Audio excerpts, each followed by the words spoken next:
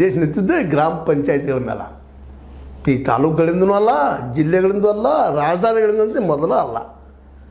ಅದಕ್ಕಾಗಿ ಈ ಗ್ರಾಮ ಪಂಚಾಯತಿ, ಜಿಲ್ಲಾ ಪಂಚಾಯತಿ, ತಾಲೂಕು ಪಂಚಾಯತಿಗೆ ಭಾಳ ಮಹತ್ವ ಅದ. ಗ್ರಾಮ ಪಂಚಾಯತಿಗಳು ಸಾವಿರಾರು ಇದ್ದಾವೆ, 6,000ಕ್ಕೂ ಮೇಲ್ಪಟ್ಟು ಗ್ರಾಮ ಪಂಚಾಯತಿಗಳಿದ್ದಾವೆ.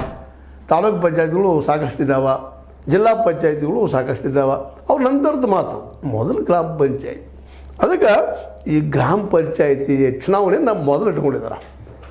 ಮತ್ತು ಭಾಳ ದಿವಸ ಇದ್ರೆ ಇದಾಗಿ ಇಷ್ಟೋಗಿ ಆಗಬೇಕಾಗಿತ್ತು, ಆಗಿಲ್ಲ. ಇದು ಕಾರಣ ಅಂದ್ರೆ ಎಲ್ಲ ರಾಜಕೀಯ ಪಕ್ಷಗಳಿಗೆ ಈ ಗ್ರಾಮ ಪಂಚಾಯತ್ ಎಲೆಕ್ಷನ್ ಬೇಡಾಗಿದ್ರಿ ಅವ್ರಿಗೆ, ಜಿಲ್ಲಾ ಪಂಚಾಯತಿನ ಬೇಡಾಗಿದ್ದ. ಯಾಕಂದ್ರೆ ಈ ಶಾಸಕರ ಹಕ್ಕನ್ನು ಕಸ್ಕೋತಾರ್ರಿ ಅವರು.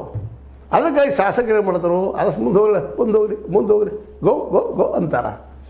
ಅದಕ್ಕೆ ಈ ಸಲ ಮಾತ್ರ ಸಿದ್ದರಾಮಯ್ಯರು ಏನೋ ಗಟ್ಟಿ ಮನಸ್ಸು ಮಾಡಿ ತಾಲೂಕು ಪಂಚಾಯತಿ, ಜಿಲ್ಲಾ ಪಂಚಾಯತಿ ಜೊತೆಗೆ ನಮ್ಮ ತಾಲೂಕು ಪಂಚಾಯತಿ ಎಲೆಕ್ಷನ್ ಮಾಡಬೇಕು ನಿರ್ಧಾರ ಮಾಡಿದ್ದಾರೆ. ಮತ್ತು ಇಲ್ಲಿ ಪಕ್ಷಗಳು ಇಲ್ಲರಿ. ಏನದಪ್ಪ ಅಂತಂದ್ರೆ ಪಕ್ಷಗಳ ಬದಲಾಗಿ ಇಲ್ಲೆಲ್ಲರೂ ಅಲ್ಲಿ ಜನ ತಮ್ಮ ನಾಯಕರನ್ನು, ತಮ್ಮ ಸದಸ್ಯರನ್ನು ಆಯ್ಕೆ ಮಾಡುವಂಥ ಅವಕಾಶಗಳಿದ್ದಾವೆ. ಮತ್ತು ಬಹಳ ದಿನಗಳ ಮೇಲೆ ಆಗ್ತಾಯಿದೆ. ಮತ್ತು ಜಿಲ್ಲಾ ಪಂಚಾಯತಿ, ತಾಲೂಕು ಪಂಚಾಯತಿ ಅಂತ ಹಾಗೆ 2016 ಆಗಿದ್ದು, ಇನ್ನೂ ಆಗಿಲ್ಲ. ಆ್ಯಕ್ಚುಲಿ 2021 ಆಗಬೇಕಾಗಿತ್ತು, ಆಗಿಲ್ಲ. ಹೇಳಿದೆ ನಿಮಗೆ, ಈ ಶಾಸಕರಿಗೆ ಈ ಚುನಾವಣೆ ಮಾಡೋದು ಬೇಕಾಗಿಲ್ಲ.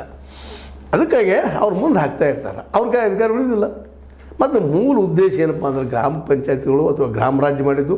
ಇದನ್ನು ಮಾಡಿದ್ರೆ ನಿಮ್ಗೆ ಗೊತ್ತದ ಅಂತ ಕಾಣ್ತದೆ. ಗಾಂಧೀಜಿಯವ್ರ ಕನಸ ಇದನ್ನು ಈಡೇರಿಸೋರು ಯಾರು? ಜನತಾದಳದ ಪಕ್ಷದ ಹಿಂದೆ ನಜೀರ್ ಸಾಬ್ ಅಂತಿದ್ರು ಅವರು ಇದನ್ನು ಏನು ಮಾಡಿದ್ರು, ಅಸ್ತಿತ್ವಕ್ಕೆ ತಂದರು. ಅವರ ನೀರಿನ ಸಾಬಿ ಅಂತ ಕರಿತಿದ್ರು ಅವ್ರನ್ನ. ಅವರು ಈ ಗ್ರಾಮ ಪಂಚಾಯತಿ ಮಾಡಿ ಎಲ್ಲರಿಗೂ ಮತದಾನದ ಹಕ್ಕನ್ನು, ಜೊತೆಗೆ ತಮ್ಮ ಹಳ್ಳಿಗಳನ್ನು ತಾವು ಆಳಿ ಅನ್ನೋ ದಿಸೆಯಲ್ಲೇ ಇದೆಲ್ಲ ಮಾಡಿದರು. ಅವ್ರಿಗೆ ಪುಣ್ಯ ಲಾಕಪ್.